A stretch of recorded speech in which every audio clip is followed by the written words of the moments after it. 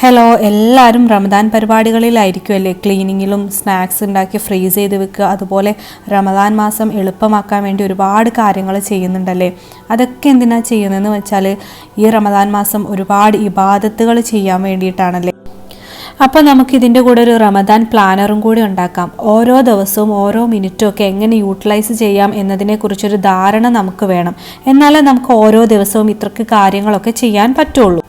റമദാൻ ആണെങ്കിൽ നമുക്ക് വീട്ടിൽ ജോലിക്ക് ഒരു കുറവുണ്ടാവില്ല. ക്ലീനിങ്, കുക്കിംഗ്, കുട്ടികളുടെ സ്കൂള്, മദ്രസ, അതിൻ്റെ ഇടയ്ക്ക് ഈ മാസത്തെ എങ്ങനെ യൂട്ടിലൈസ് ചെയ്യാന്നുള്ളൊരു പ്ലാന് നമുക്ക് നിർബന്ധമായിട്ടും വേണം. ഫസ്റ്റ് ഞാൻ ഫാസ്റ്റിംഗ് ആണ് എഴുതിയിട്ടുള്ളത്. 30 ബോക്സ് വരച്ചു കൊടുക്കുന്നുണ്ട്. റമദാൻ മാസം നോമ്പാണല്ലോ മെയിൻ. അപ്പോൾ നമ്മൾ ഇതിൽ നോമ്പ് നോൽക്കുന്ന സമയത്ത് ഇതിൻ്റെ അകത്ത് കളർ ചെയ്ത് കൊടുക്കുക, ടിക്ക് ഇട്ട് കൊടുക്കുകയോ ചെയ്താൽ മതിയാവും. അപ്പോൾ പീരീഡ്സ് ഉള്ള സമയത്തൊക്കെ എത്ര നോമ്പ് ഒഴിവായി പോയിട്ടുണ്ട്, എത്ര നോമ്പ് കളാവ് വീട്ടാനുണ്ട് എന്നൊക്കെ കറക്റ്റായിട്ട് മനസ്സിലാവും. അതിന് വേണ്ടിയിട്ടാണ്. അള്ളാഹുവിൻ്റെ അനുഗ്രഹം ഏറ്റവും കൂടുതൽ ലഭിക്കുന്ന മാസമാണല്ലേ ഇത്. അപ്പോൾ എത്രത്തോളം ദിക്റും ദുആയും ഒക്കെ നമുക്ക് ചെയ്യാൻ പറ്റുന്നോ അത്രത്തോളം ഇബാദത്തുകൾ ചെയ്ത് ഈ മാസത്തെ നമുക്ക് മുതലാക്കിയെടുക്കണം. അതിന് നമുക്കൊരു ധാരണയും ടൈമിങ്ങും ഒക്കെ അത്യാവശ്യമാണ്. കാരണം 30 ദിവസം പെട്ടെന്ന് കടന്നു പോകും.